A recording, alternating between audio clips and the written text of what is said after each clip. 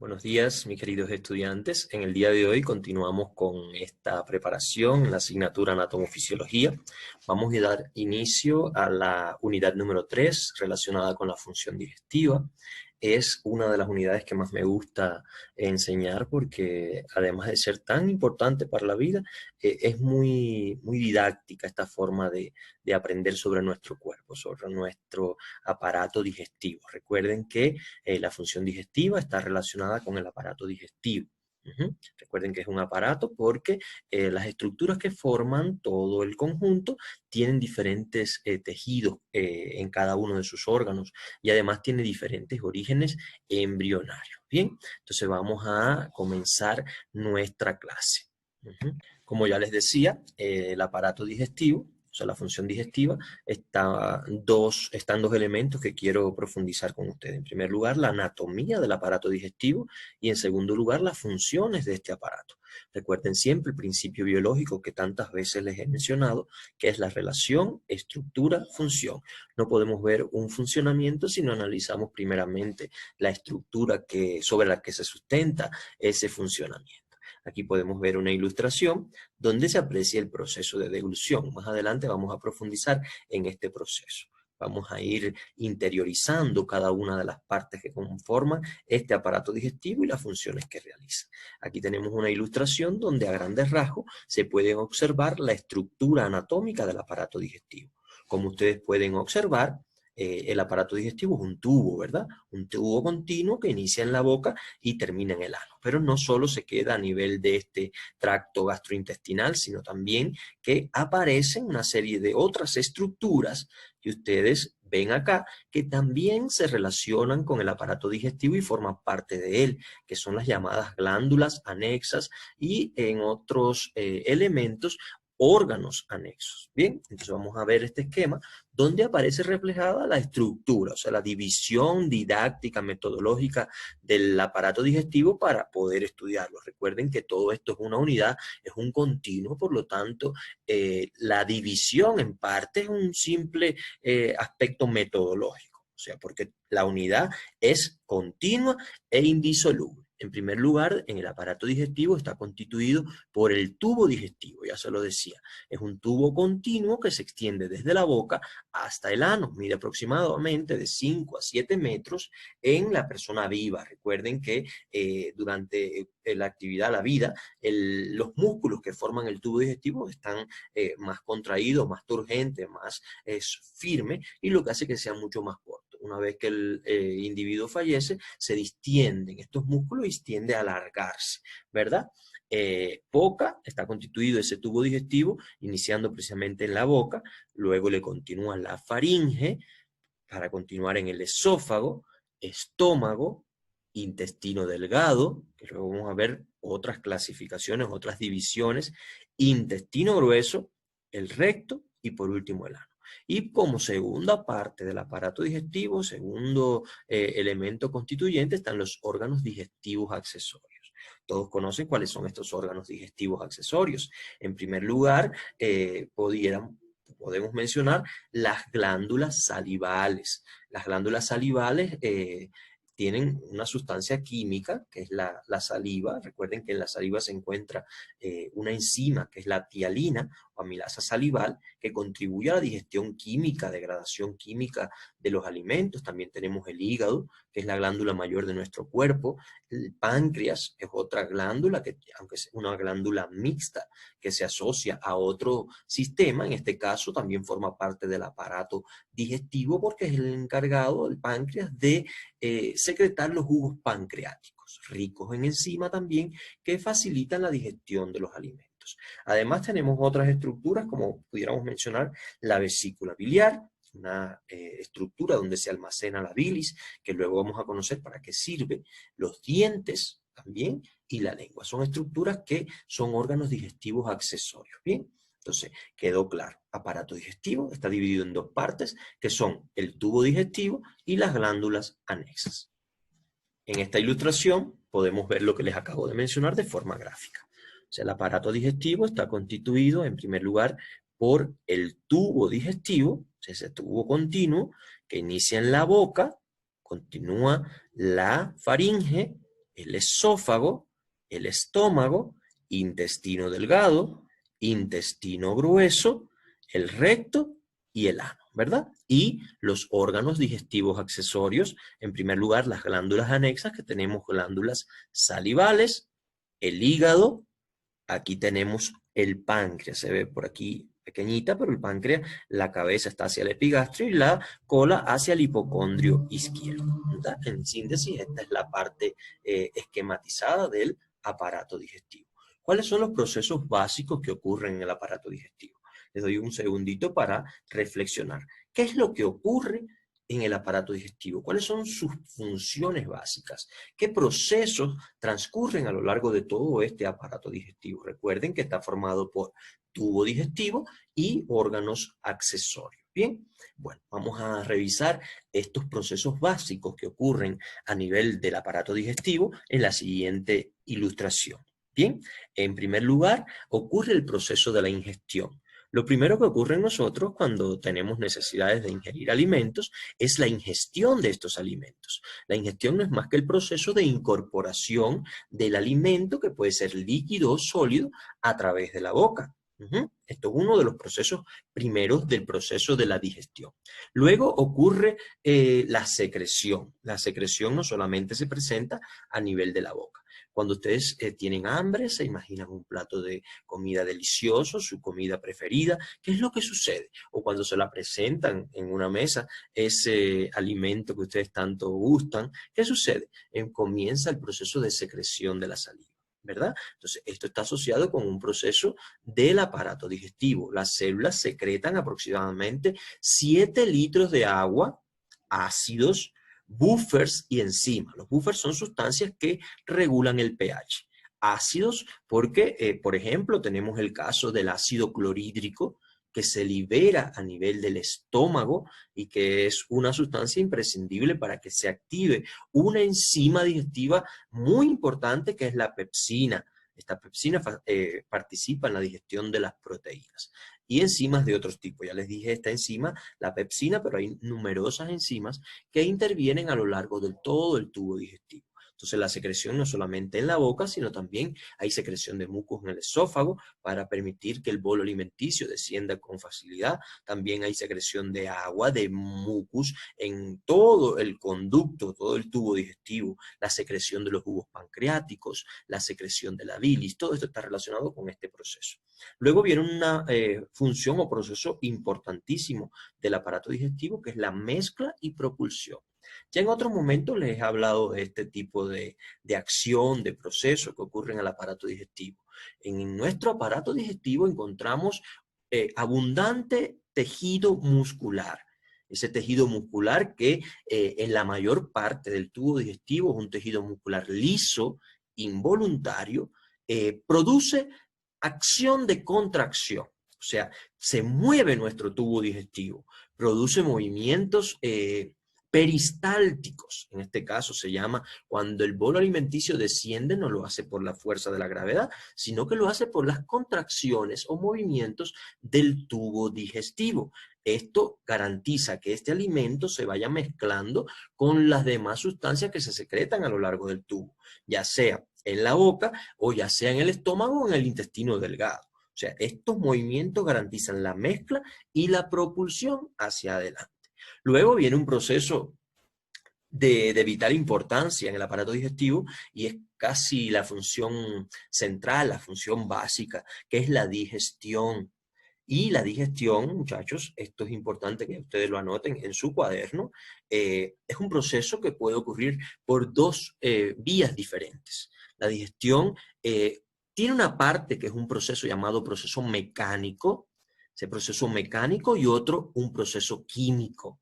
O sea, la digestión es mecánica y química. Ustedes se preguntarán, ¿mecánica dónde o cuándo? Bueno, desde el mismo momento que ustedes ingieren el alimento, que lo llevan a su boca y comienza la acción de los dientes para triturar esas partículas grandes de alimento en partículas mucho más pequeñas, estamos realizando una digestión mecánica, estamos transformando un alimento más grande en partículas mucho más pequeñas que pueda luego ser intervenida por la acción de diversas enzimas. Lo mismo sucede en el estómago.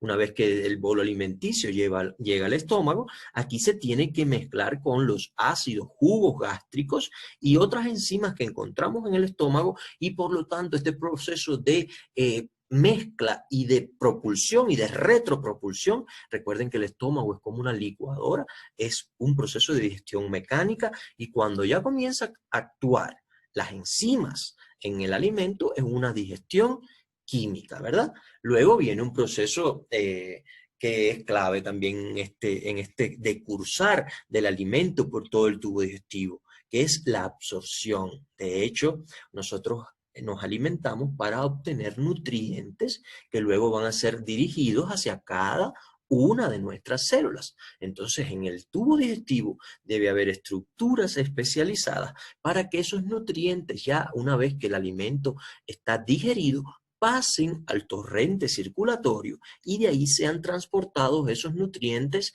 esos minerales, esos carbohidratos, esas proteínas, esos lípidos a cada una de las células que lo requieran. De hecho, es el proceso de la absorción. Luego vamos a profundizar en todo esto. Por eso le digo que el mundo fascinante del aparato digestivo a mí me gusta muchísimo. Y por último, la defecación. El proceso en el cual el organismo expulsa los residuos, sustancias que no se digieren. Recuerde que usted cuando se alimenta también ingiere, por ejemplo, la fibra vegetal, la celulosa que está en las paredes celulares de los vegetales crudos. Estos no se digieren con facilidad y pueden ser eliminados mediante la defecación. También salen en la defecación células descamadas, porque recuerden, como todo tejido epitelial, las mucosas internas del tubo digestivo también se desprenden, o sea, se liberan células muertas y estas pasan también en el tracto gastrointestinal.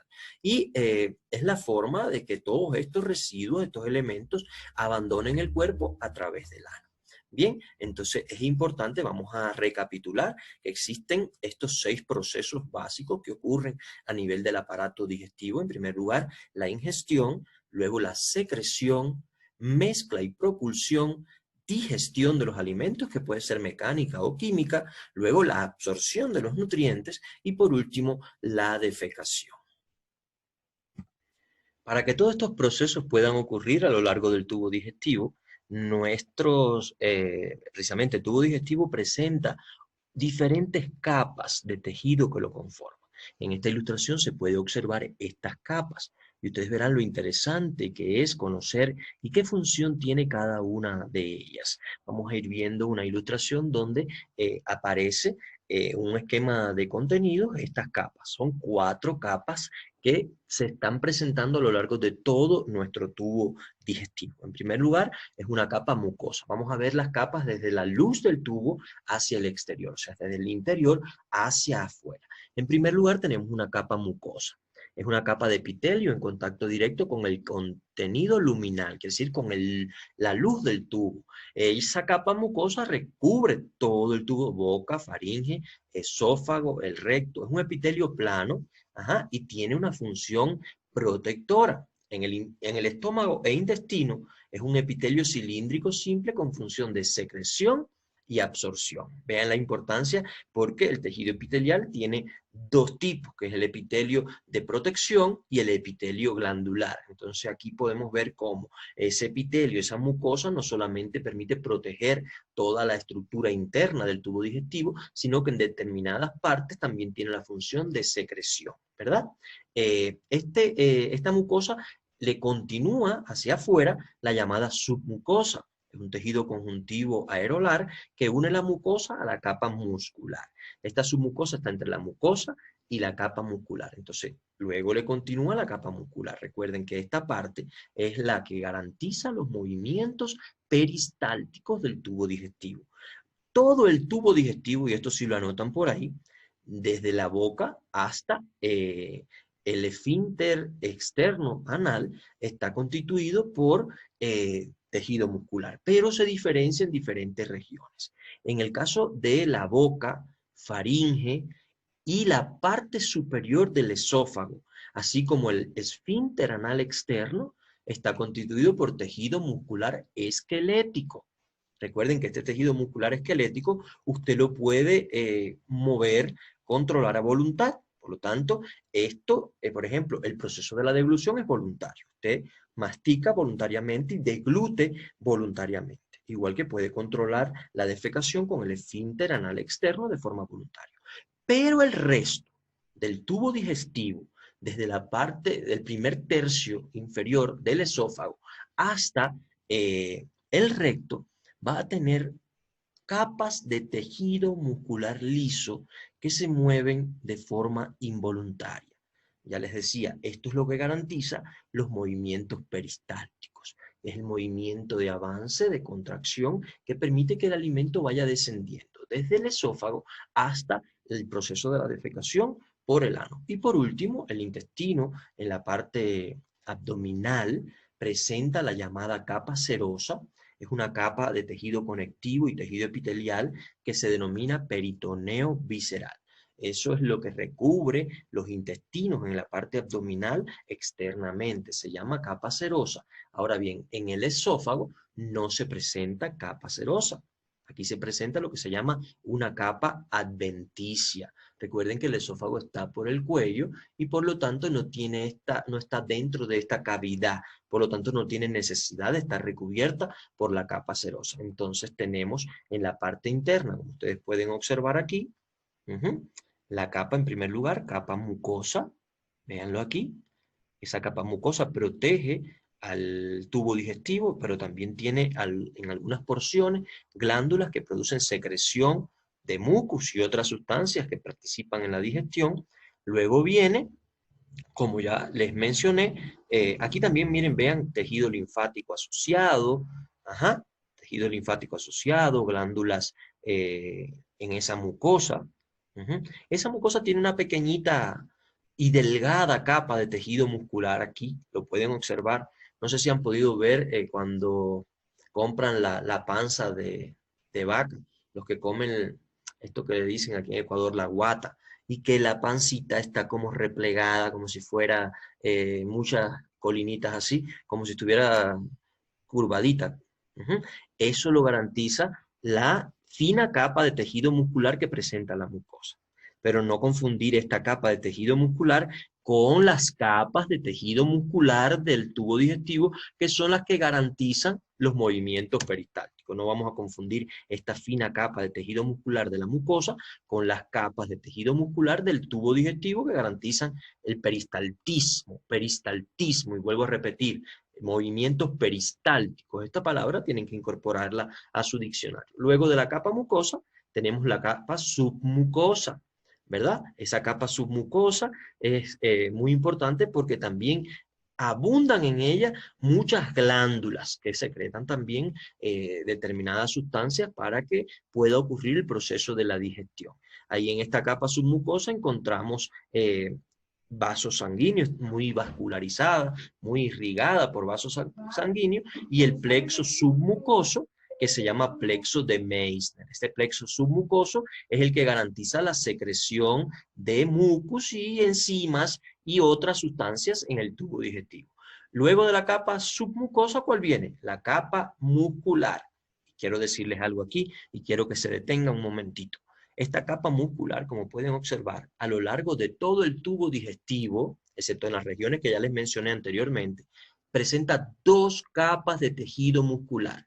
Una más interna, que es circular, véanlo aquí, esta capa más interna circular. Esto garantiza movimientos de contracción, de segmentación. Imagínense como cuando ustedes van a comprimir un tubo de pasta de diente y con estos dos dedos aprietan, que queda así. Así sería la función de esta capa interna, que es una capa circular, de la capa muscular. Y tenemos otra capa, que es una capa longitudinal, o sea que está a lo largo de todo el tubo digestivo, y esta es la que garantiza los movimientos peristálticos como tal. Bien, entonces todo el tubo digestivo presenta dos capas de tejido muscular liso que garantiza sus movimientos peristálticos. Pero vamos a detenernos acá otro momentito. Excepto en un órgano, a lo largo de todo el tubo digestivo tenemos dos capas, excepto en el estómago.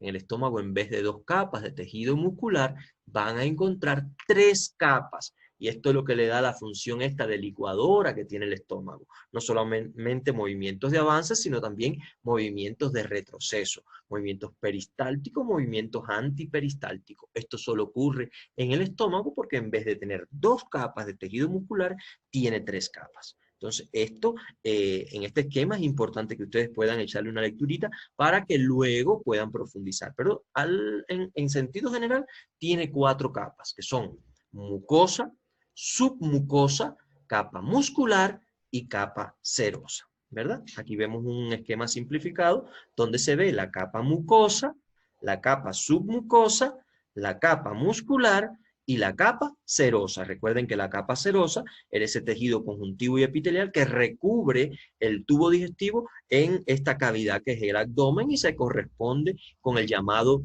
peritoneo. Como ya les estuve mencionando, esta capa serosa, que es la 4ª capa que presenta el tubo digestivo, corresponde en la mayor extensión del tubo digestivo con el peritoneo. Todos han escuchado hablar de esta membrana, esta capa de tejido conjuntivo y tejido epitelial que recubre los órganos internos relacionados con el aparato digestivo. Como ya les he mencionado, es una capa de epitelio simple, con una capa de sostén subyacente formado por tejido aerolar. Este peritoneo es una membrana que en ocasiones, no sé si han escuchado, acerca de la llamada peritonitis, que es la inflamación del peritoneo, que puede ser muy nefasta para el organismo, incluso puede conducir a la muerte cuando ocurre una apendicitis. Esta apendicitis puede reventar, puede sacar esos materiales hacia la cavidad interna de la cavidad abdominal, puede infectar el peritoneo y puede ocasionar incluso la muerte, una infección generalizada, una sepsis generalizada. El peritoneo se puede dividir en 2 tipos, 2 capas. Un peritoneo parietal, que reviste la pared de la cavidad abdominal, o sea, toda la cavidad abdominal está recubierta por esta capa serosa también, que es llamado peritoneo parietal, mientras que el peritoneo que recubre a los órganos internos de la cavidad abdominal sería peritoneo visceral. En el caso del aparato digestivo, presenta algunas diferenciaciones en ese peritoneo, como por ejemplo los repliegues peritoneales internos del aparato digestivo. En este caso estamos hablando del epiplón mayor, mírenlo aquí, que recubre casi todo una hoja grande del peritoneo que cae sobre el colon transverso, o sea, está sobre el colon transverso y cubre el intestino delgado. Véanlo aquí en esta ilustración, es como un delantal adiposo, forma 4 capas, su aumento forma la llamada barriga cervecera. Esta grasita que está aquí, este tejido adiposo que está aquí, que cae como un delantal desde el colon transverso, que forma la llamada pancita esa que suave que se le ve a la mayoría de las personas, generalmente hombres, que se les llama barriga cervecera. Este es el epiplón mayor en toda esta parte de acá. También tenemos el ligamento falciforme. Lo ven aquí. Es un repliegue peritoneal que une al hígado a la pared abdominal anterior y al diafragma. El hígado, para decirles, es el único órgano digestivo que se encuentra adherido, unido a la pared abdominal anterior.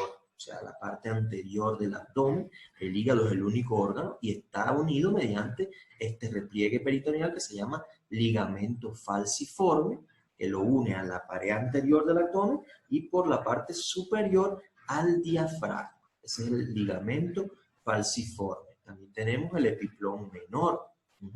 Mírenlo aquí. El epiplón menor surge como 2 hojas de la capa serosa del estómago. Ven el estómago en esta posición. Y el epiplón menor surge como 2 hojas de la capa serosa de ese estómago y del duodeno y se extiende hasta el hígado. Vean cómo todos estos órganos están conectados entre sí gracias a estos repliegues peritoneales. También tenemos el mesenterio. El mesenterio es esta hoja, véanlo aquí, es esta hoja de peritoneo con aspecto de abanico que une al intestino delgado a la pared abdominal posterior.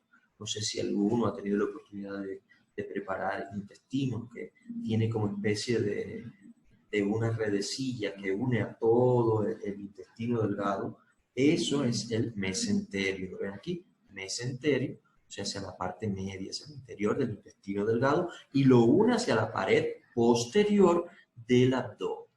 Por último, disculpen, el mesocolon, véanlo aquí, mesocolon, son dos repliegues peritoneales separados que unen al intestino grueso a la pared abdominal.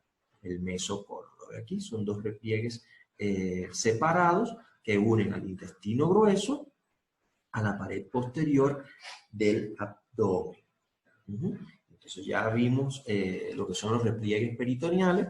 Esto es muy importante porque todas estas membranas serosas recubren ya sea el peritoneo visceral, los órganos internos, fundamentalmente los asociados con el tubo digestivo, y el peritoneo parietal, que es el que recubre internamente toda la capa interna de la cavidad abdominal. Vamos a describir cada una de las estructuras, órganos que forman parte del tubo digestivo, empezando por supuesto con la cavidad bucal, la boca. Como pueden ver aquí, la boca está formada por algunas estructuras.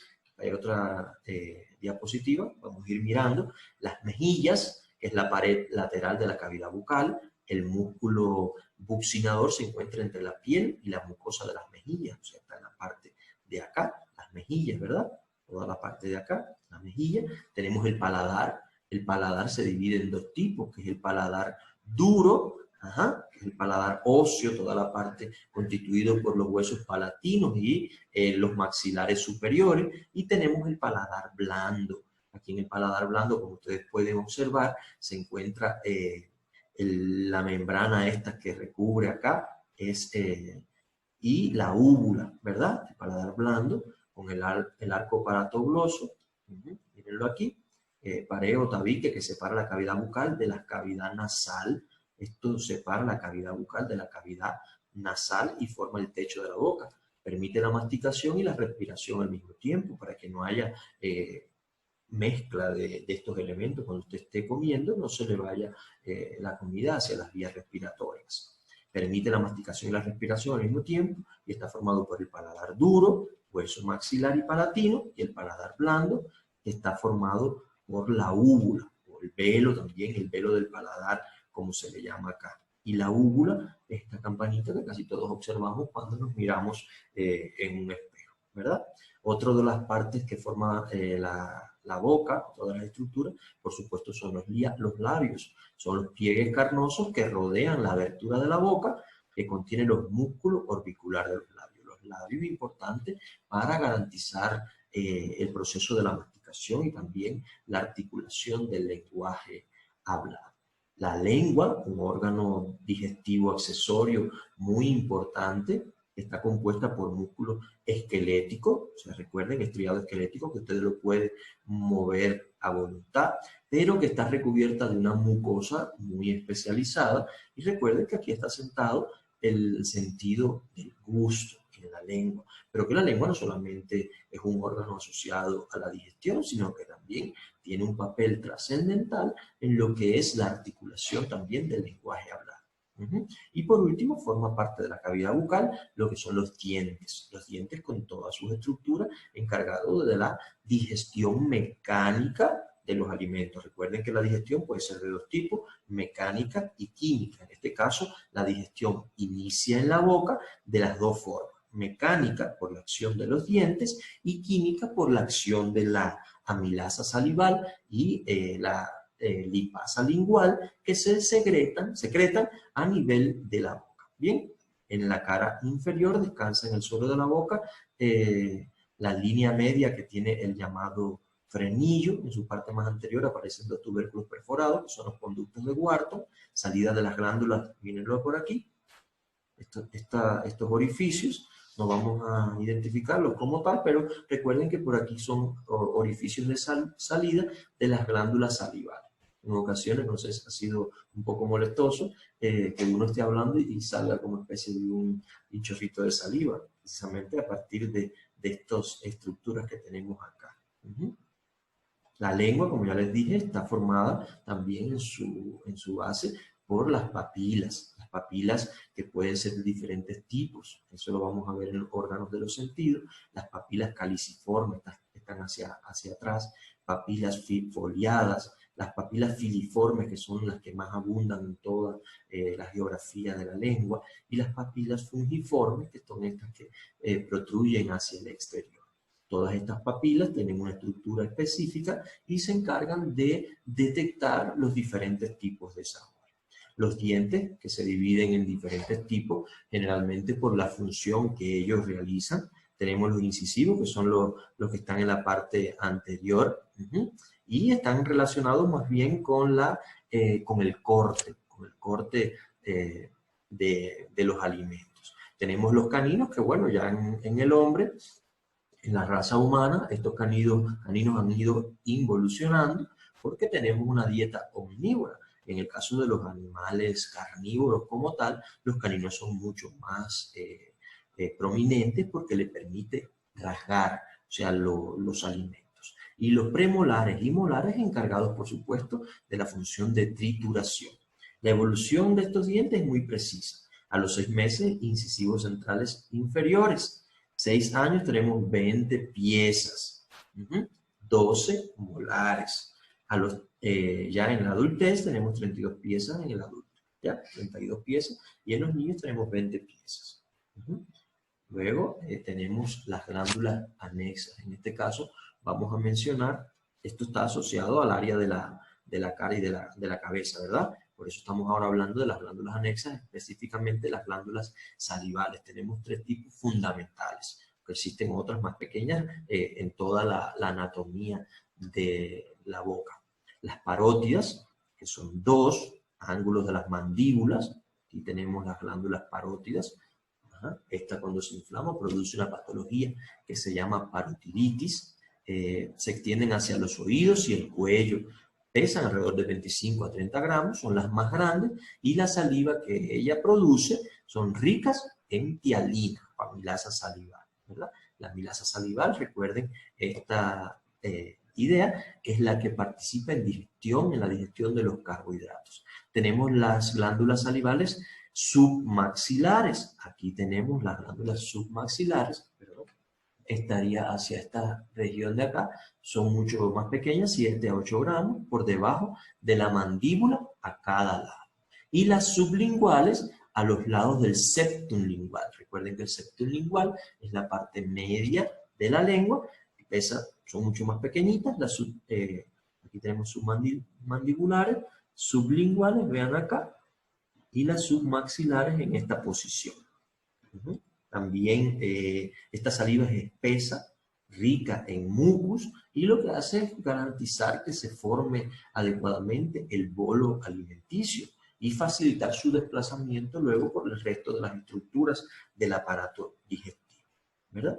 Entonces, en la deglución participan importantes estructuras que garantizan que este proceso sea eficiente y que usted no se produzca obstrucción de las vías respiratorias. En esto funciona lo que es el velo del paladar, que cuando usted deglute, y la lengua también participa en el proceso de la deglución para hacerla de forma voluntaria, cuando usted deglute, el velo del paladar asciende junto con la úvula y tapa lo que son las coarnas, o sea, las vías respiratorias superiores. Cuando usted deglute, el velo de paladar asciende y obstruye la entrada hacia las coarnas. Recuerden que las vías respiratorias y las vías gástricas están unidas acá en la faringe, por lo tanto, tiene que existir esta estructura que evite que el alimento pueda ascender hacia las coarnas. Y por acá abajo tenemos una estructura que pertenece al aparato respiratorio y es la epiglotis.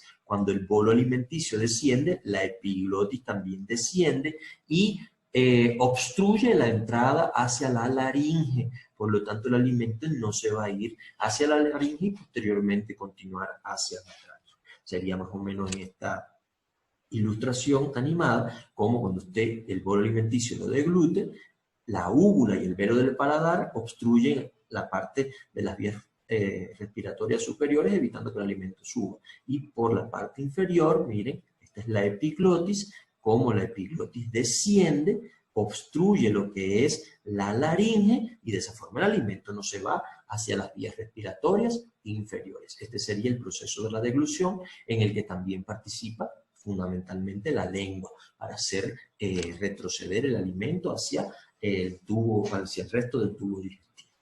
Claro en esto, velo del paladar y úvula obstruyen la parte superior de las vías respiratorias, las cuanas para que el alimento no ascienda, y en la parte inferior la epiglotis obstruye la entrada hacia la laringe para que el alimento no siga hacia las vías respiratorias inferiores.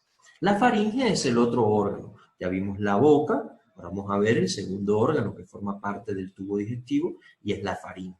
La faringe es una estructura que sirve de conexión a dos aparatos. Recuerden, la faringe va a estar presente en dos aparatos, en el aparato digestivo y en el aparato respiratorio. ¿Lo ven aquí? Ella está aquí como intermedio entre los dos aparatos digestivos y el aparato respiratorio. Y la faringe, disculpen, se divide en tres partes fundamentales, que son la nasofaringe, o sea, la faringe que se encuentra en la parte posterior, pero hasta a esta altura, esa sería la nasofaringe.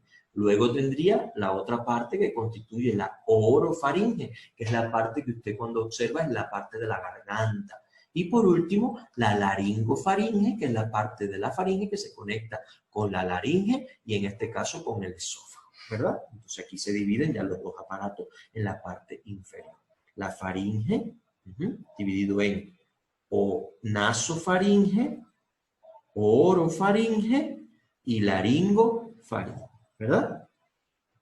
Luego, ¿qué continúa? Luego de la faringe continúa el aparato digestivo con el esófago. Miren, el esófago es un tubo regular de aproximadamente 20 centímetros de largo por 2 centímetros de diámetro. Recuerden la musculatura en el esófago, el primer tercio, la primera porción del esófago presenta tejido muscular estriado esquelético. Recuerden que es voluntario porque participa junto con la boca, la lengua y la faringe en el proceso de la deglución del alimento. Por lo tanto, esta primera porción del esófago presenta tejido muscular esquelético estriado, o sea, voluntario. Pero a partir de la segunda porción del esófago va a presentar todas las capas que presenta el tubo digestivo. Recuerden, capa mucosa, submucosa, muscular y la tercera no la presenta, no tiene capa serosa. Lo que tiene es capa adventicia, ¿verdad? Entonces, igual que el resto del tubo digestivo, el esófago tiene una capa mucosa, un epitelio, ¿verdad? Luego tiene la capa muscular. Recuerden que son dos capas de tejido muscular, uno circular y uno longitudinal, como la mayoría del tubo digestivo. Esto es lo que permite que ocurran los movimientos peristálticos. Aquí en el esófago se va a ver el esfínter esofágico superior. Aquí quiero hacer una aclaración.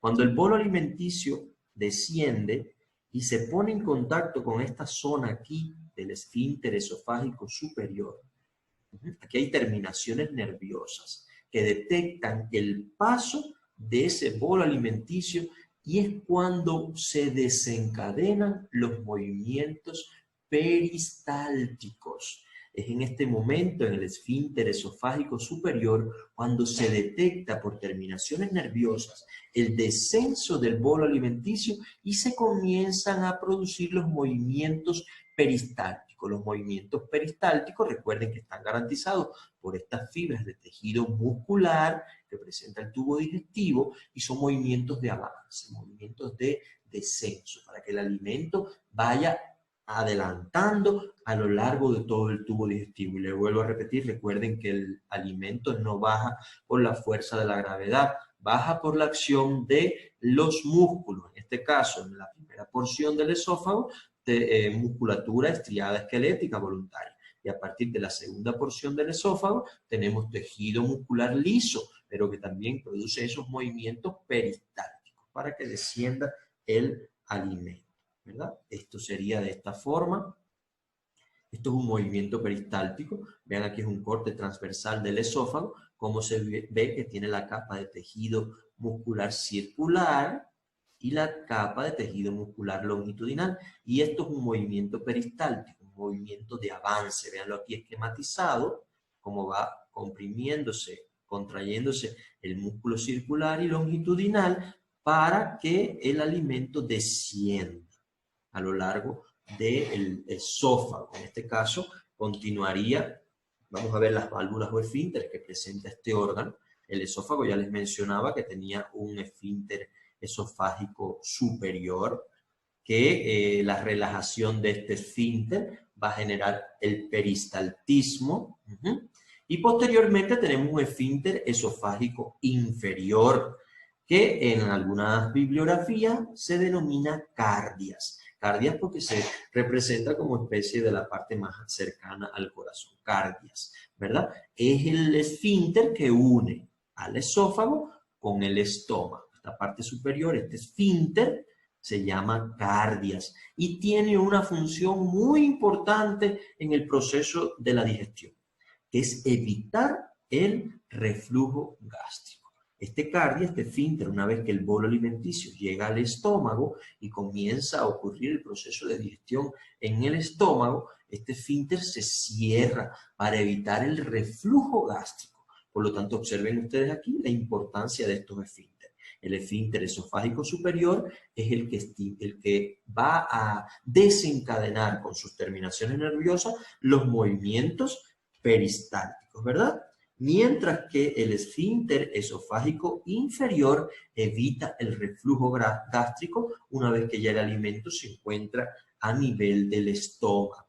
Vamos entonces a hablar del estómago. El estómago tiene unas paredes que están recubiertas por una mucosa muy especial. Recuerden que esta mucosa hay que tenerla saludable porque se generan una serie de patologías que ustedes luego van a ver en otra materia que se llama fisiopatología, y es la existencia de las llamadas úlceras, úlceras gástricas, úlceras pépticas por la acción de la pepsina, también la gastritis medicamentosa, gastritis crónica. Todo esto que ocasiona muchos problemas, mucho dolor, muchas afectaciones al organismo. Este estómago es una forma de saco, como ustedes pueden ver acá. Tiene una forma de saco y está recubierta, como ya les decía, por una mucosa muy especial que tiene glándulas protectoras y glándulas también productoras de enzimas digestivas, ácido clorhídrico y mucus. Este mucus es el que le da la protección. Esa mucosidad recubre toda la pared interna de esta mucosa para evitar que los propios jugos digestivos afecten las paredes de este órgano.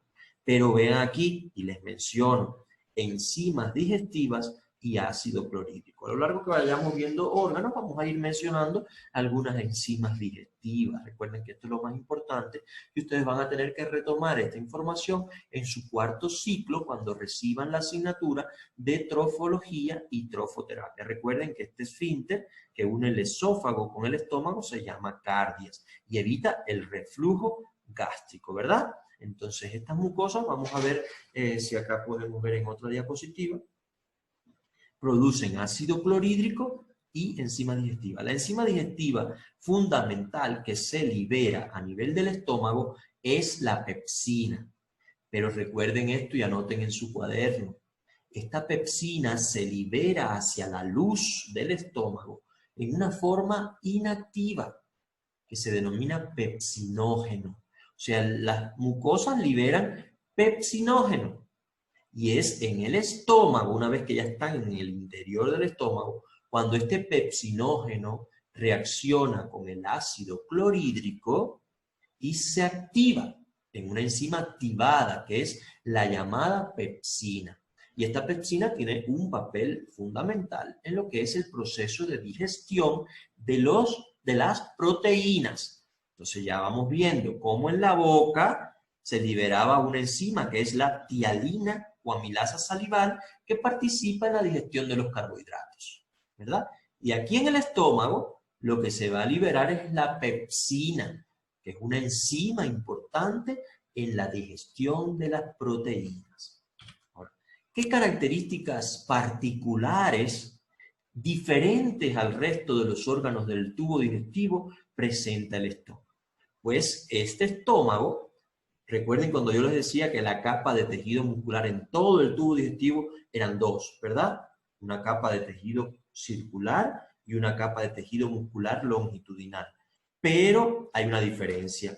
En el estómago no tiene dos capas. En el estómago se van a presentar 3 capas de tejido muscular en la capa muscular del tegumento del tubo digestivo. Esta capa es una capa oblicua, la capa adicional. ¿Por qué? Yo les pregunto, ¿por qué en vez de tener 2 capas de tejido muscular, la circular y la longitudinal, el estómago además tiene una capa adicional? ¿Por qué es esto?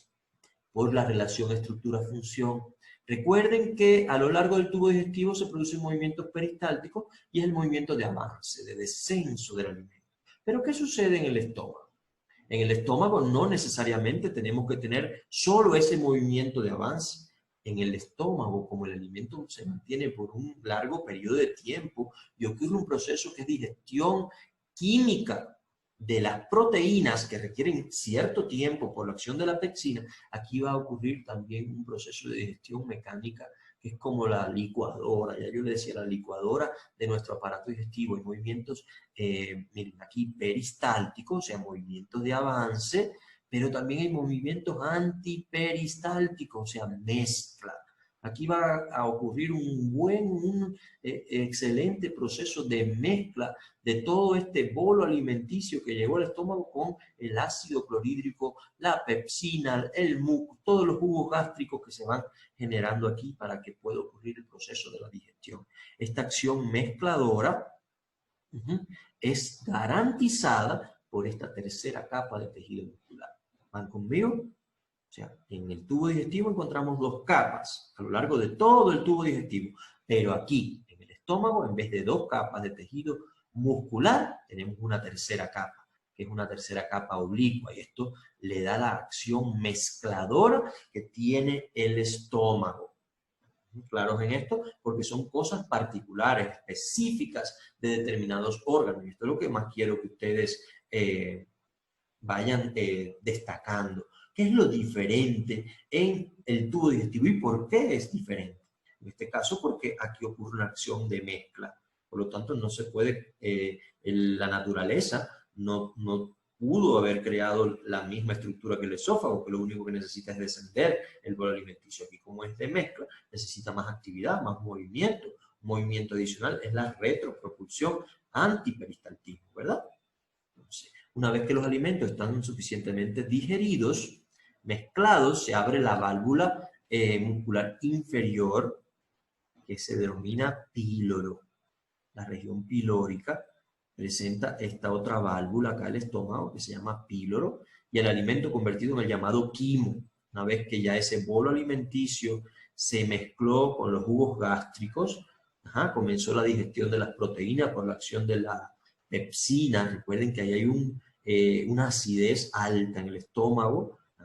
Aquí, cuando ya este proceso está adecuadamente formado, se formó el quimo, está mezclado todo este alimento, se van liberando pequeñas porciones de ese quimo hacia la siguiente estructura, que es el duodeno. El duodeno es la primera porción del intestino delgado, pero aquí también existe una válvula. Imagínense, no puede estar abierto totalmente, ¿verdad? Esta válvula debe regular la salida de ese quimo para que no salga todo el contenido gástrico de una sola vez hacia el intestino delgado. Luego continúa el intestino delgado. Recuerden que le mencionamos que el intestino delgado en los cuadrantes abdominales se encuentra ¿dónde? Fundamentalmente la mayor parte del intestino delgado en la región umbilical o mesogástrica. Cuando ustedes vayan a hacer el examen físico, la palpación abdominal, el intestino delgado se encuentra localizado en el mesogástrico. Pero este intestino delgado mide alrededor de 3,5 metros de largo en la persona viva y 6,5 en los fallecidos. Y tiene unos 2,5 a 3 centímetros de diámetro. Se divide en 3 porciones. Y esto es lo más importante. una primera porción que es el llamado duodeno. Recuerden que el duodeno se conecta con el estómago mediante el esfínter pilórico o el píloro. Recuerden, estómago, intestino delgado, ahí hay un esfínter que es el píloro. Luego le continúa otra porción del intestino delgado que es el yeyuno y por último el ilio. Recuerden que es un continuo, pero para los efectos de estudio, para los efectos didácticos se divide en 3 porciones: duodeno, yeyuno e ilio. Igual cada uno tiene sus particularidades anatómicas y sus funciones específicas, pero no vamos a particularizar muchos detalles en esto. Entonces, aquí tenemos la conexión entre el intestino delgado, entre el estómago y el intestino delgado. Recuerden, es el píloro, el esfínter que une el estómago con el intestino delgado. ¿Y cuál es la primera porción del intestino delgado? El duodeno, ¿verdad? Esfínter pilórico o píloro. Aquí tenemos los dos esfínteres. Pero al final del intestino delgado, este se conecta ¿con quién? Con el ciego, que es una parte del intestino grueso. Recuerden, el contenido del intestino delgado, aquí vendría el intestino delgado, se conecta con el intestino grueso, ¿cierto? Mediante, o sea, a través del ciego. Pero aquí hay un esfínter, una válvula que se denomina válvula ileocecal. Recuerden, a lo largo de todo el tubo digestivo, eso es lo que quiero que ustedes vayan ya observando, se encuentran numerosas válvulas o esfínteres. Muchas evitan el retroceso del contenido del tubo en ese segmento, otros regulan la salida por pequeñas porciones de ese alimento. En este caso, la conexión del estómago con el intestino delgado sería el píloro, o válvula esfínter pilórico, y la conexión del intestino delgado con el intestino grueso se llama válvula ileocecal. Eso sí, anótenlo y recuérdenlo siempre. Esta válvula ileocecal, por supuesto, evita que el contenido ya del intestino grueso, recuerden que ya aquí comienza a formarse la materia fecal, retroceda hacia el intestino delgado y puede ocurrir determinadas infecciones y otros problemas a nivel del intestino, del tubo digestivo, perdón, ¿verdad? Esto es importante reconocerlo. El duodeno es la primera porción del intestino delgado, continúa el yeyuno y por último el ilio, ¿verdad? Este intestino delgado tiene ciertas características que lo hacen diferente al resto de las estructuras del aparato digestivo. Vamos a ver primero las funciones. La segmentación, o sea, ello produce segmentación, contracción, para segmentar y mezclar el quimo con los jugos digestivos, ya que se encuentran a nivel del intestino delgado. También completa la digestión, o sea, en el intestino delgado es el lugar donde se completa la digestión química de los alimentos ingeridos. Y en el intestino delgado es donde ocurre el proceso de absorción de los nutrientes. Vean que ya este órgano, esta estructura, debe tener sus particularidades. Vamos a ver las mucosas son las mismas, tiene las cuatro capas de epitelio, son mucosa, submucosa, capa muscular y capa seosa. El intestino delgado tiene las cuatro capas tegumentarias que forman el intestino delgado. Ahora bien, en el intestino delgado su función básica, ¿cuál es? Terminar la digestión de los alimentos y gestionar la absorción de los nutrientes. Para eso ya yo les decía que tiene ciertas características especiales. ¿Cómo es posible que en este tubito, que es tan delgado, puede ocurrir ese proceso tan importante para la vida, como es absorber todos los nutrientes y culminar el proceso de la digestión? En primer lugar, tenemos que concentrarnos en algunas características que solo se presentan aquí, como son los llamados pliegues circulares. En el intestino delgado se van a presentar pliegues circulares en la mucosa, que lo hacen irregular. Esos pliegues circulares van a presentar en su superficie, en su mucosa, las llamadas vellosidades intestinales. Vean cómo son estas especies de repliegues. Estas vellosidades intestinales tienen una estructura muy característica. Luego vamos a profundizar. En su interior van a tener un vaso linfático. Vean aquí un vasito linfático central que se llama vaso quilífero, rodeado por una red abundante de capilares sanguíneos. ¿Por qué tendrán estas vellosidades intestinales, esta estructura interna. En cada vellosidad vamos a encontrar un vaso linfático y una red de vasos capilares abundantes. Porque, por supuesto, aquí va a estar ocurriendo ¿qué proceso? La absorción de los nutrientes, paso de los nutrientes desde el interior del tubo digestivo, en este caso del intestino delgado, hacia el torrente circulatorio. Y algo que quiero que anoten por ahí: los lípidos no pasan directamente al torrente circulatorio. Los lípidos pasan al sistema linfático. Por eso es que aquí en el interior de una vellosidad intestinal van a encontrar un vasito linfático central, porque este es el que capta, el que colecta los lípidos y los lleva al torrente linfático. Los demás nutrientes, carbohidratos, aminoácidos, sales minerales, y todos los demás nutrientes, por supuesto, agua, pasa, por supuesto, hacia el torrente circulatorio. Pero los lípidos pasan al vaso linfático, al sistema linfático. Además, sobre las vellosidades, vean aquí, esta es la mucosa de la vellosidad. ¿Qué presenta acá esa mucosa? Las llamadas microvellosidades, que es como decir un bordecito en un cepillo. Vean cuántas prolongaciones, cuántos repliegues. ¿Para qué serán todos estos repliegues? ¿Por qué la naturaleza habrá generado esta estructura en el intestino delgado de esa forma, con tantos repliegues que son los pliegues circulares, las vellosidades intestinales y las microvellosidades? Porque esto permite aumentar hasta en 20 veces la superficie que tiene el intestino delgado para absorber y digerir los nutrientes. Esta es la principal relación estructura-función. La estructura son estos pliegues circulares, vellosidades intestinales y microvellosidades que están en el interior del intestino delgado. Esto permite una función: hacer más eficiente el proceso de digestión de los nutrientes, de los alimentos, y absorción de los nutrientes. Esto no pueden nunca olvidarlo.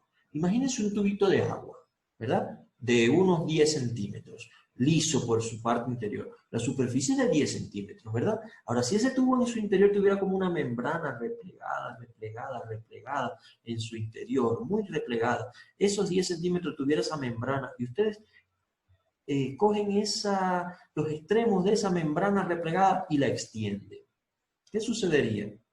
Aumenta considerablemente la superficie. Vean qué interesante son estas adaptaciones que la naturaleza crea para una función, porque aquí es donde está ocurriendo todo ese proceso de absorción especializada de los nutrientes, ¿verdad?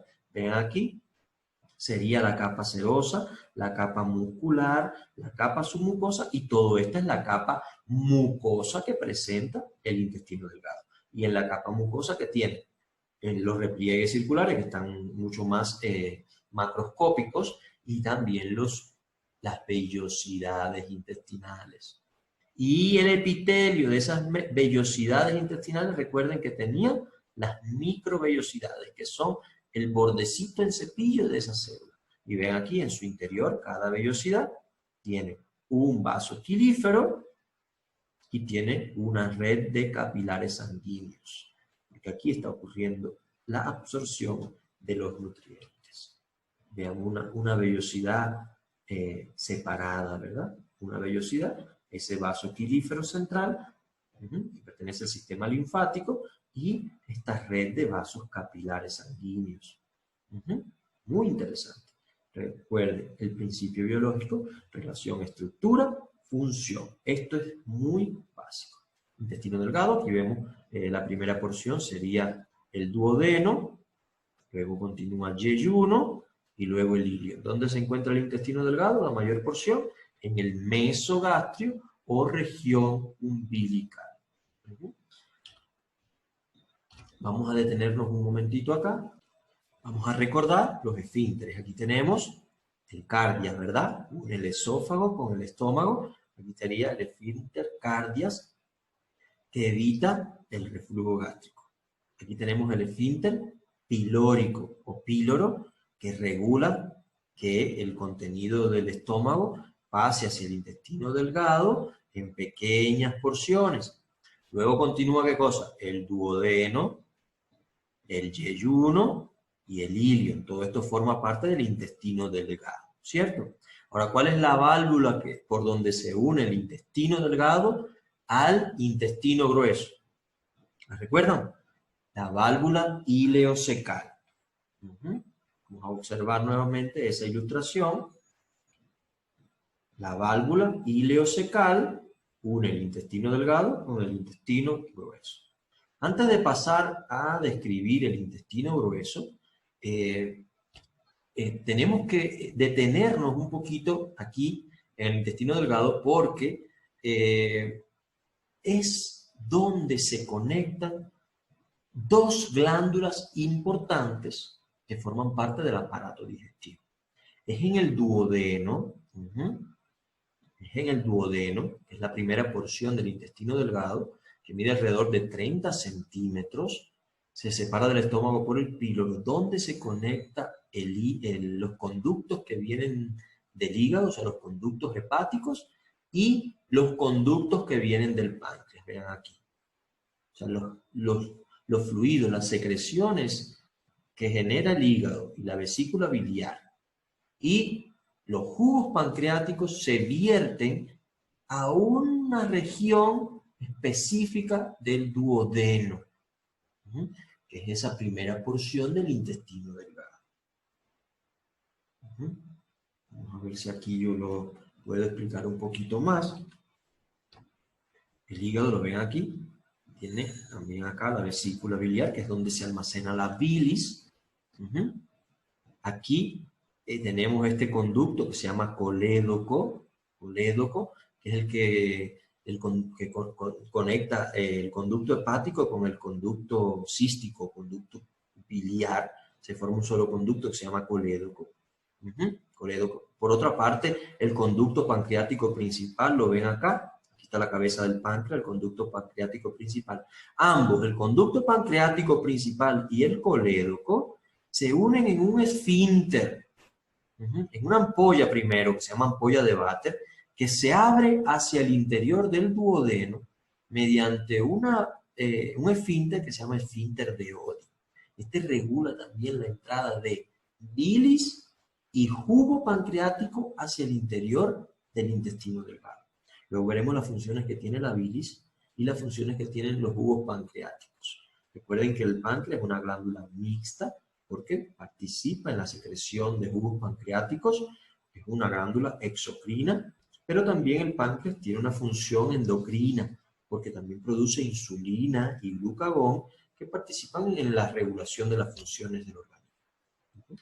De aquí, el quimo pasa hacia el duodeno, en pequeñas porciones, recuerden, por el esfínter pilórico. Aquí se conecta, ¿qué cosa? Los conductos hepáticos, conducto biliar, con los conductos pancreáticos y todos estos secreciones, estos fluidos, estos líquidos pasan hacia el duodeno. Los jugos biliares, pancreáticos e intestinal afectan la digestión del quimo. Ahora bien, ustedes recuerdan que en el estómago este quimo estaba siendo sometido a la acción de la pepsina, ¿verdad? Y que esa pepsina se activaba con el ácido clorhídrico. Entonces este contenido es bien ácido. ¿Creen que pueda pasar este quimo ácido, así como ustedes lo encuentran en el estómago, hacia el interior del intestino delgado, donde se encuentran estas estructuras tan delicaditas, que son las vellosidades, las microvellosidades? ¿Qué pasaría si el contenido gástrico llega hacia el interior del duodeno, así, tal, y con su pH ácido como está aquí en el estómago? Por supuesto, dañaría el funcionamiento del intestino delgado.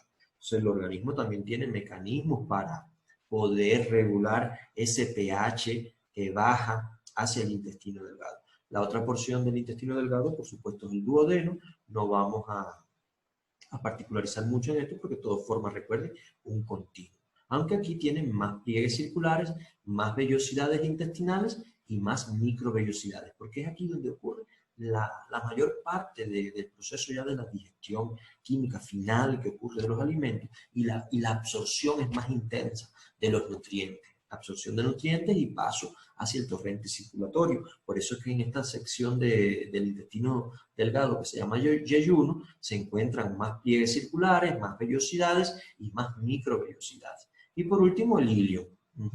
Mucosa especializada en terminar la digestión, pero tiene menos pliegues circulares, menos vellosidades y menos microvellosidades que en el yeyuno. O sea, pero realmente es un continuo y en el intestino delgado es donde ocurre todo este proceso de digestión final de los alimentos y absorción de los nutrientes. Vamos a hablar de los jugos que se encuentran en el intestino también. No solamente en el estómago se secretan estas sustancias, también se secretan en el páncreas, se secreta la bilis en el hígado. En el intestino también tenemos 1 a 2 litros diarios de jugo intestinal que se producen allí. Es un líquido amarillento que contiene agua, moco y diversas enzimas. Es ligeramente alcalino, vean el pH 7,6. Porque ya en el intestino delgado el pH debe ser alcalino. Las células absortivas poseen diversas enzimas que se insertan a las membranas de las microvellosidades, que es el llamado borde en cepillo. La mayor parte de la digestión química se produce sobre la superficie de estas células.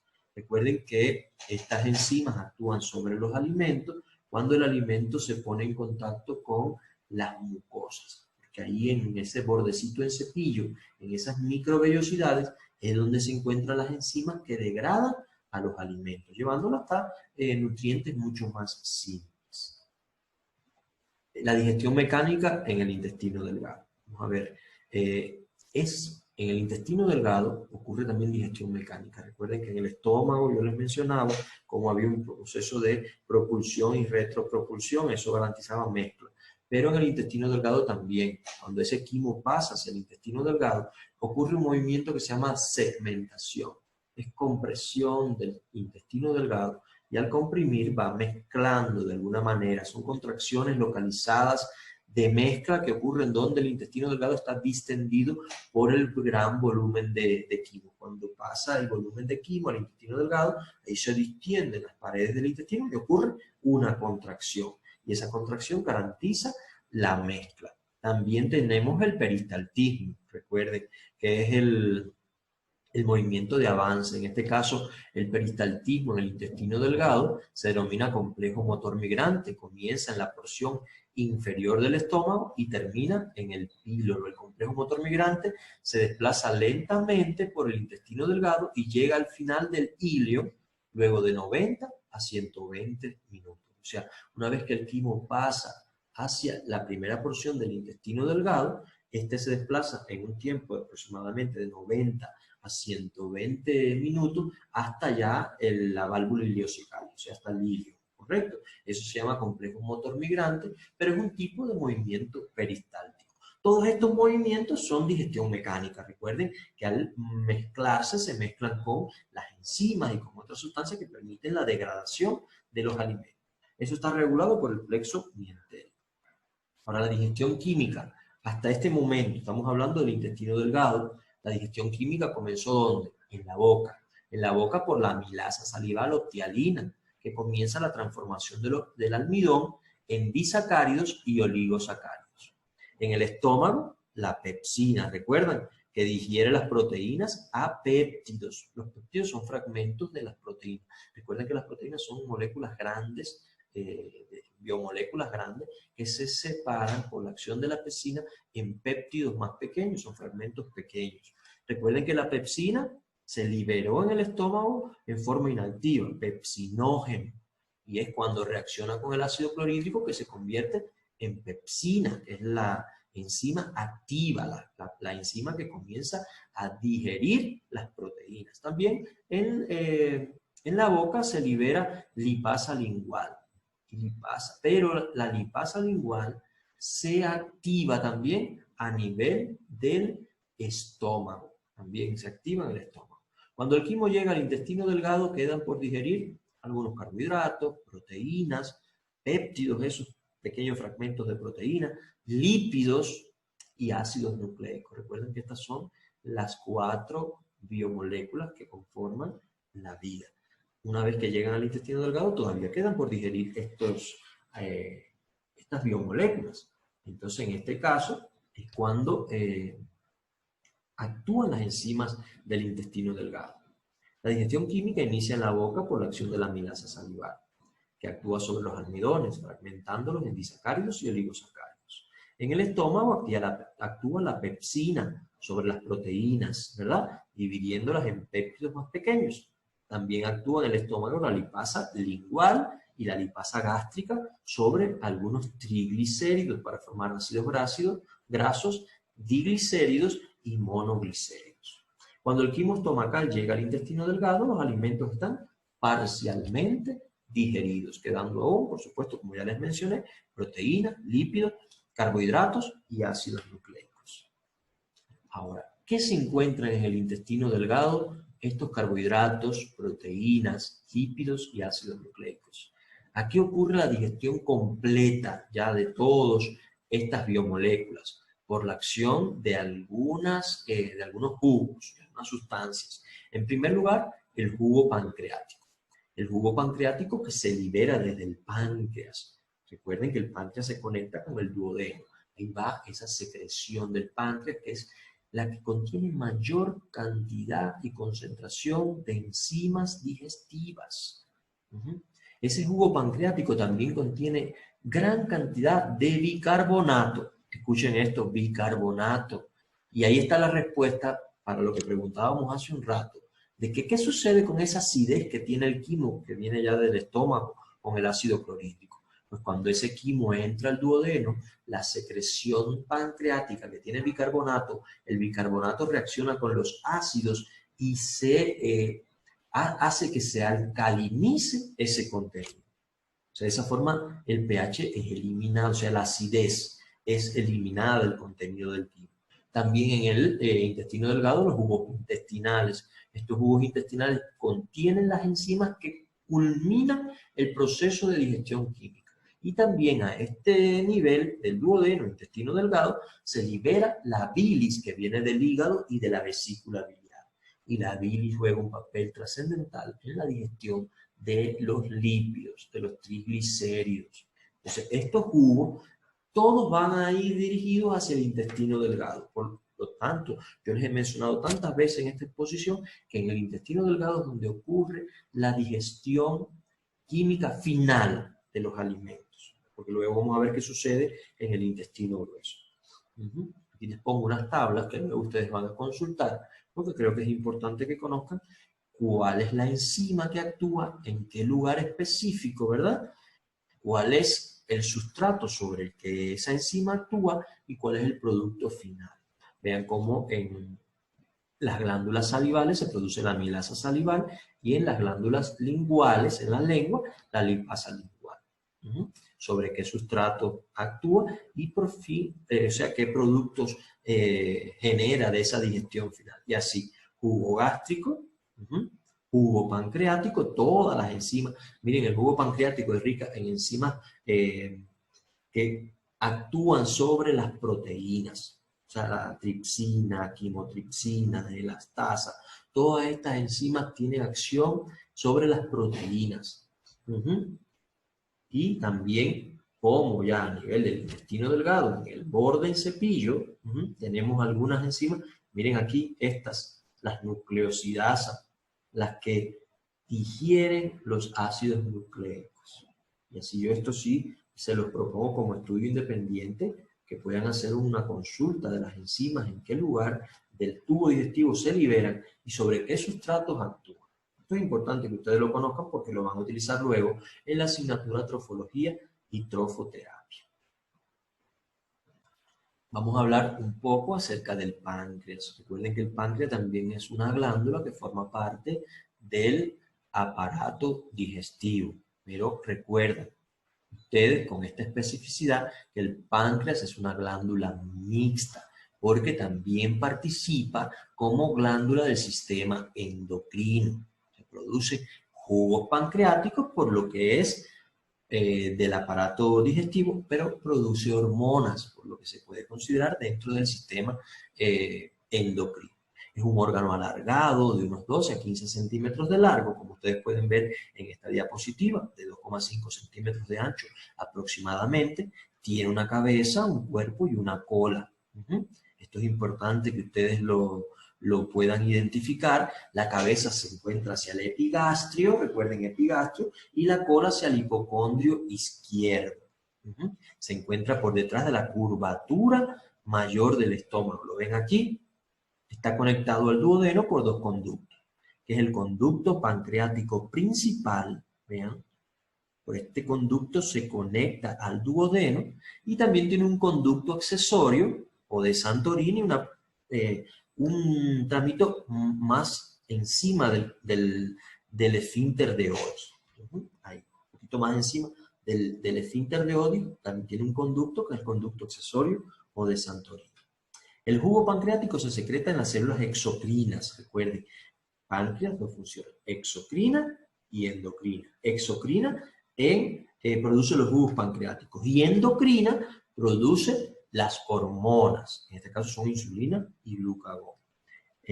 No vamos a particularizar esto, muchachos, aquí no quiero que ustedes pierdan tiempo tratando de aprender esto. Es un poco complejo. Nosotros a nivel de tecnológico solo tenemos que saber que el páncreas se conecta con el duodeno, ¿verdad? Todo este nivel de conductos, ampollas, pero sí, quiero que ustedes recuerden que esa unión de los conductos pancreáticos se llama esfínter de Oddi, ¿verdad?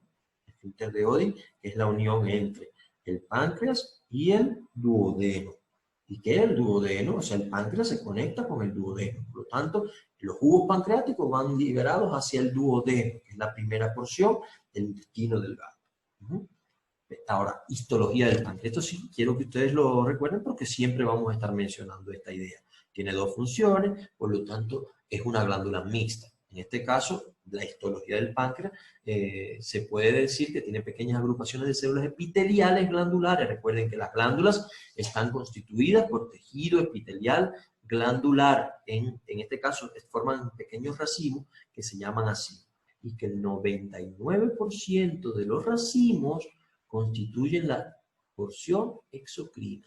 El 99% del páncreas está dedicado a la producción de jugo pancreáticos, de enzimas digestivas, de bicarbonato, que se libera hacia el duodeno.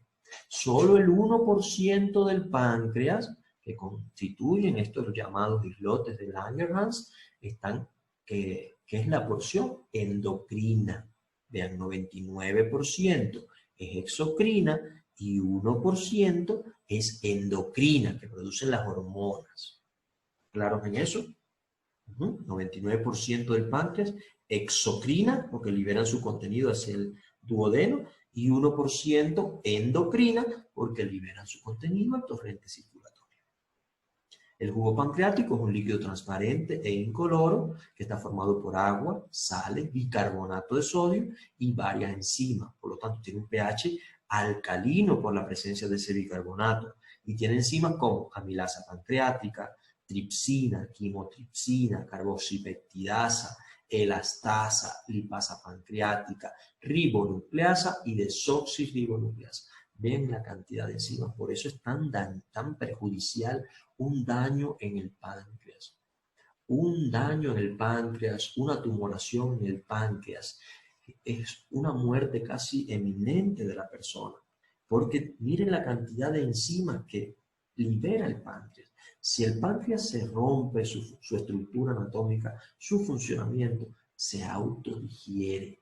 Porque esas enzimas digieren proteínas. Y es lo que hace que se degrade el propio órgano y todas las estructuras que están a su alrededor. Por eso es tan doloroso un cáncer pancreático. Bien, por las enzimas que libera ese órgano. Tenemos otra de las grandes, la glándula más grande de nuestro cuerpo, que también es una glándula accesoria del aparato digestivo, es el hígado, es la glándula más voluminosa. Pesa de 1500 a 1800 gramos y mide alrededor de 20 centímetros. está en la parte alta del abdomen, recuerden, está más dirigida hacia el hipocondrio derecho, o sea, el lóbulo derecho del hígado, el lóbulo mayor, está hacia el hipocondrio derecho. También se encuentra parte en el epigastrio y en el hipocondrio izquierdo, o sea, porque el hígado está en esta posición encima del estómago. Pero el mayor volumen lo encontramos en el hipocondrio derecho. Por arriba se encuentra el diafragma. Recuerden, por arriba se encuentra el diafragma. Por abajo está el estómago, el colon y el riñón derecho. Se divide en lóbulo derecho, que es el más voluminoso, y el lóbulo izquierdo. Recuerden que el ápice del lóbulo izquierdo estaría ya hasta conectándose con el hipocondrio izquierdo. Se divide en esos lóbulos, ¿verdad? En él ocurren más de 600 procesos, por eso la importancia de mantener el funcionamiento del hígado, un hígado saludable, porque ahí ocurren muchos procesos metabólicos importantes para garantizar la vida del individuo. Tiene una gran vitalidad y capacidad de regeneración. Recuerden que el tejido epitelial es el tejido de nuestro cuerpo que tiene mayor capacidad de regeneración y por lo tanto esta glándula tiene esa función. En caso de un trasplante de hígado, con una porción de hígado, esta puede regenerarse, ¿verdad? Se une a los otros órganos por ligamentos. Recuerden el ligamento falciforme y que era el único órgano de la cavidad abdominal que se adhiere a la pared anterior del abdomen y por la parte superior, por supuesto, con ese ligamento que es un repliegue peritoneal, por encima está unido al diafragma, ¿verdad? Y por la parte anterior a la cavidad, a la pared anterior del abdomen. Y está recubierto por la cápsula de Gleason. El hígado tiene una cápsula, no sé si han visto un hígado de una red, de un chancho, este tiene una capa conjuntiva coreácea que recubre el hígado. Esto se llama cápsula de Gleason. Vamos a ver un poquito sobre la histología. El hígado se agrupa, las células del hígado o los hepatocitos, se llaman hepatocitos, están agrupados en los llamados lobulillos, miren que tienen forma hexagonal. Estas son verdaderas fábricas de sustancias y de procesamiento de otras sustancias. Por lo tanto, se dice que el hígado tiene una función metabólica enorme. Por lo tanto, es importante mantener la salud, la vitalidad de este órgano. Los hepatocitos están organizados en láminas, ven aquí, irregulares, ramificadas e interconectadas a una vena central. Esos hepatocitos están conectados a una vena central que está en el centro de ese lobulillo. Aquí donde se produce la bilis, se secreta entre las canículas biliares, de ahí pasa a los conductos biliares que se unen a los conductos hepáticos.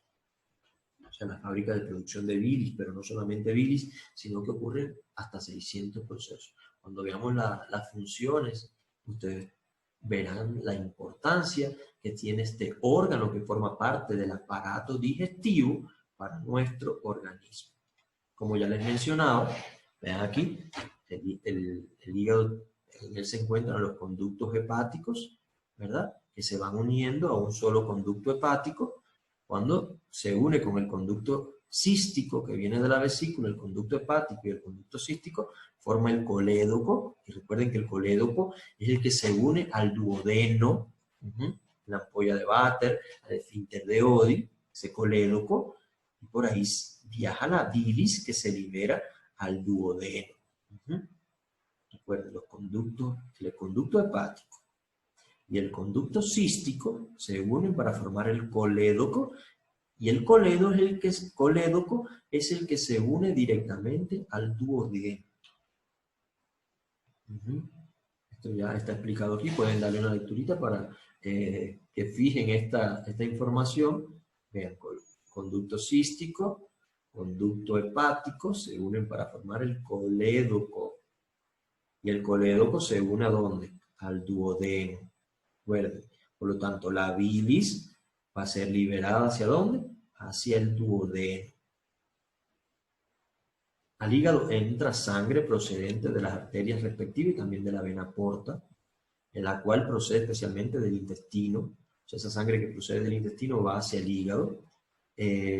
Aquí O sea, es un órgano muy vascularizado, ¿verdad? Porque en el hígado se metabolizan muchas de las sustancias que son absorbidas durante el proceso de absorción en el intestino delgado. Ahí se metabolizan muchos de los carbohidratos, proteínas y todas estas sustancias que van hacia el torrente circulatorio. Funciones del hígado. Aquí sí vamos a detenernos un momentito. Dentro de las funciones del hígado tenemos en primer lugar el metabolismo de los hidratos de carbono. O sea, metabolismo de los carbohidratos. Metabolismo de los carbohidratos. Vamos a ver. Permite mantener los niveles normales de glucosa. Los carbohidratos. ¿Recuerdan cuando yo les decía en biología que las células humanas almacenaban glucógeno, ¿verdad? Como material de reserva energética. En este caso, dentro del hígado se almacena glucosa en forma de glucógeno. Y por lo tanto, cuando bajan los niveles de glucosa en sangre, el organismo va hacia el hígado y le indica al hígado que libere glucosa de la que tiene almacenada ahí en forma de glucógeno. Por eso participa en el metabolismo de los carbohidratos. Vean aquí, almacena glucógeno que se desdobla en glucosa cuando desciende la glucemia, o sea, los niveles de glucosa en sangre. De la misma forma, cuando aumentan los niveles de glucosa en sangre, esa glucosa pasa hacia las células del músculo para ser metabolizada o hacia las células del hígado para que sea almacenada como glucógeno. Convierte ciertos aminoácidos y ácidos lácticos en glucosa. Oigan ustedes qué interesante. Aunque ustedes no ingieran carbohidratos en su dieta, cuando usted necesita la glucosa para obtener la energía que requiere el organismo, el hígado es capaz de transformar aminoácidos y ácidos lácticos en glucosa, que es la principal fuente de energía del metabolismo de las células del cuerpo. Convierte también fructosa y galactosa en glucosa. Y transforma glucosa en glucógeno y triglicéridos para almacenarlo. Por eso, aunque usted no ingiera grasa y consuma muchos carbohidratos, puede convertir estos carbohidratos, esta glucosa, en triglicéridos. Por lo tanto, una dieta muy rica en carbohidratos, en harinas, en almidones, puede convertirse en triglicéridos que pueden afectar el hígado. Otra de las funciones del hígado es el metabolismo de los lípidos, o sea, las grasas. Los hepatocitos almacenan algunos triglicéridos. Por eso que ustedes siempre, una de las principales patologías que afectan a la población es el llamado hígado graso, los triglicéridos, el colesterol a nivel del hígado, que puede ocasionar un inadecuado funcionamiento hepático. Por lo tanto, hay que darle seguimiento a estas concentraciones de triglicéridos a nivel del hígado. Degradan ácidos grasos para generar ATP. O sea, cuando el organismo también requiere ATP, recuerden que el ATP es la molécula de nitrifosfato, es la molécula energética por excelencia para todos los procesos metabólicos que la requieren. Cuando no tenemos glucosa a nivel del organismo y se necesita ATP, en el hígado se puede convertir ácidos grasos en ATP. Sintetizan lipoproteínas. Estas lipoproteínas forman parte de las membranas citoplasmáticas de las células, transportan triglicéridos, ácidos grasos y colesterol hacia las células. Por supuesto, es muy importante esta síntesis. Sintetizan también colesterol y usan el colesterol para formar las sales biliares. Ven que el colesterol no es tan malo como lo pintan, solo cuando existen grandes concentraciones, y también que existen dos tipos de colesterol, que eso ustedes debieron verlo en química y en biología, ¿verdad? Entonces, metabolismo de los lípidos. También en el hígado hay un metabolismo proteico. Miren esto aquí, miren la importancia que tiene de no consumir tanta proteína animal, porque a nivel hepático es donde ocurre la desaminación de las proteínas. Recuerden que las proteínas tienen en su composición nitrógeno e hidrógeno. Y ese componente químico, es el grupo amino, es eliminado de las proteínas que se absorben, o sea, durante la digestión, a nivel hepático. ¿verdad? Convierten ese amoníaco tóxico, NH3, en un compuesto menos tóxico que es la urea, que es la que se expulsa durante el proceso de excreción en la micción, ¿verdad? Entonces vean el trabajo que tiene que realizar el hígado si ustedes consumen tanta proteína que sea innecesaria, no las dosis adecuadas para nuestro organismo, en el proceso de desaminación de las proteínas. También sintetiza la mayoría de las proteínas plasmáticas. En el hígado se sintetizan alfa y beta globulinas. Recuerden que están relacionadas las globulinas, las inmunoglobulinas, con la defensa de nuestro cuerpo. También produce la albúmina. La albúmina es la que le da la presión osmótica a la sangre, que esa sangre mantenga su presión en los vasos sanguíneos y no fluya con tanta facilidad. Por lo tanto, si no tuviésemos esa proteína plasmática, también perderíamos volúmenes de sangre por cualquier orificio del cuerpo, por cualquier mucosa. La protrombina y el fibrinógeno también se producen a nivel hepático. Estas dos proteínas son las que se encargan del proceso de coagulación sanguínea. Si no tuviésemos estas proteínas, ante cualquier cortadura, cualquier accidente, nosotros falleceríamos porque no tendríamos la forma de coagular, formar tapón plaquetario y evitar una hemorragia. Vean la importancia que tiene el hígado también en el procesamiento de fármacos, muchachos. El hígado es una fábrica, ya le dije, un centro de metabolismo de determinadas sustancias y no excluye a los fármacos. El hígado destoxifica sustancias como el alcohol, excreta fármacos como penicilina, eritromicina, sulfamidas en la bilis. Puede alterar químicamente hormonas tiroideas y esteroideas como el estrógeno y la aldosterona.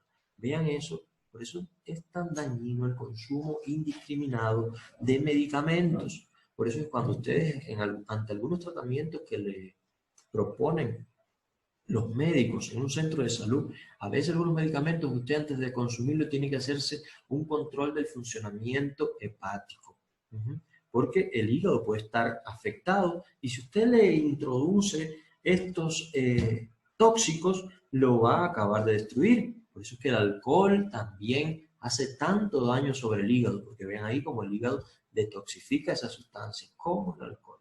Ahí se puede ocasionar una cirrosis hepática, que es una patología que puede afectar el hígado. No decir también un cáncer hepático, ¿verdad? Entonces, esto tenemos que tenerlo todos presentes como naturópata porque hay muchas sustancias que pueden dañar el hígado, ¿cierto? Hay que tenerlo desintoxicado. También el hígado trabaja en la excreción de la bilirrubina. Capta la bilirrubina y la secreta en la bilis. La bilirrubina es un proceso una sustancia que se produce por la acción de la degradación de glóbulos rojos también.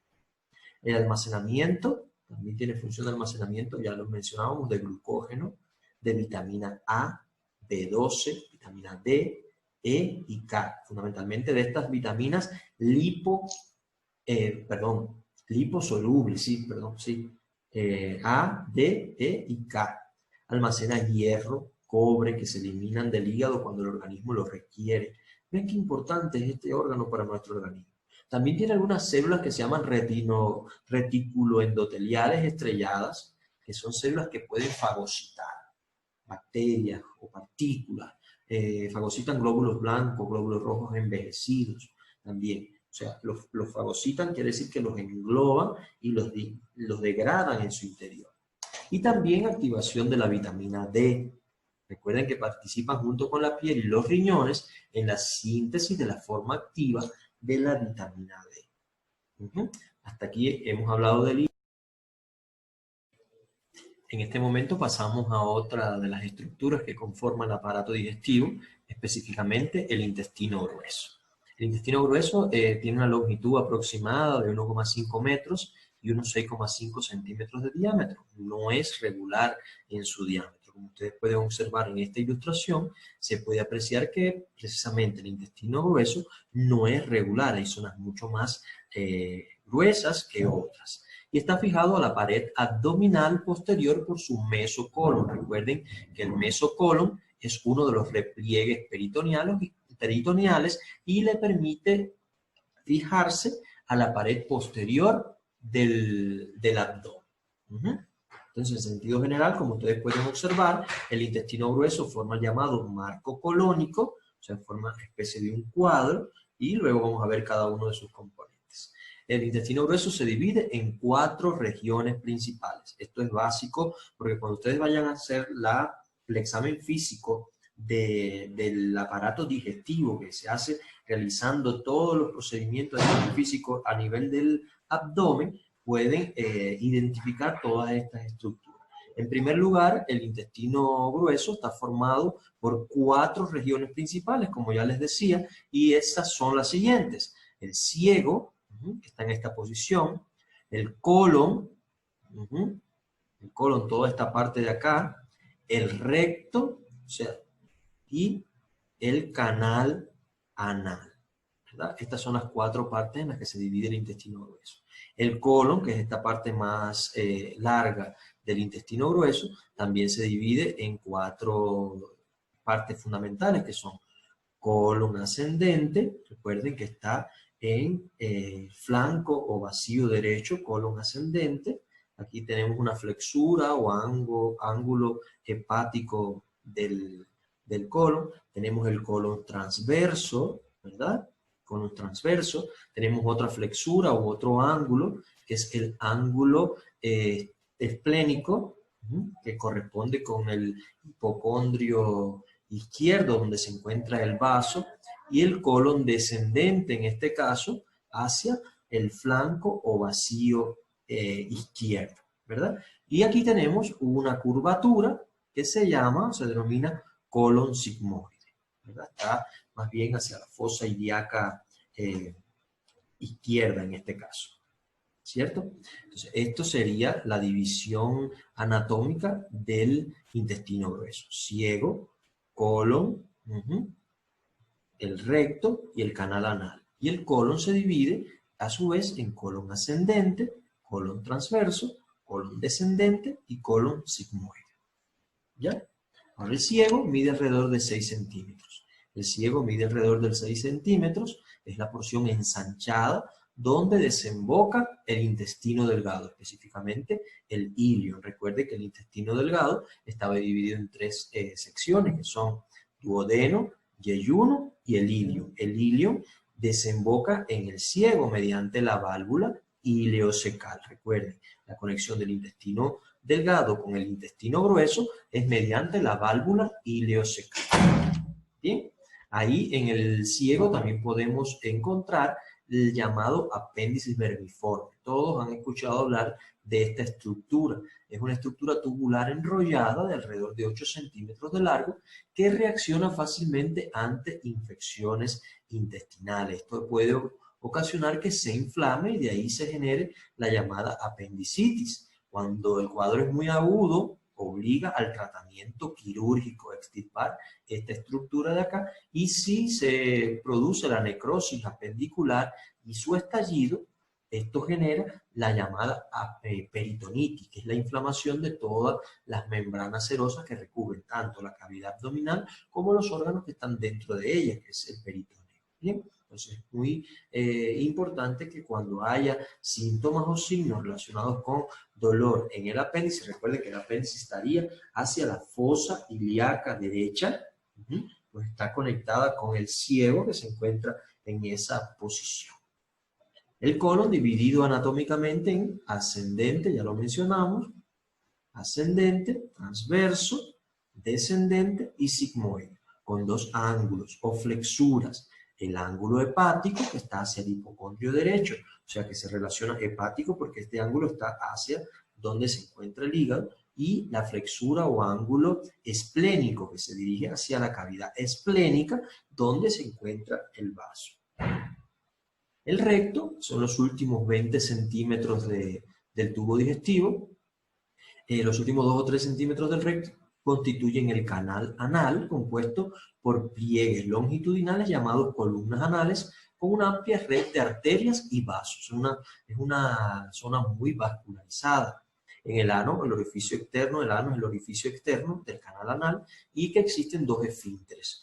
Un esfínter anal interno, ¿verdad?, que es de musculatura lisa involuntaria, y un esfínter anal externo, ¿verdad?, que es de tejido muscular estriado esquelético y es voluntario.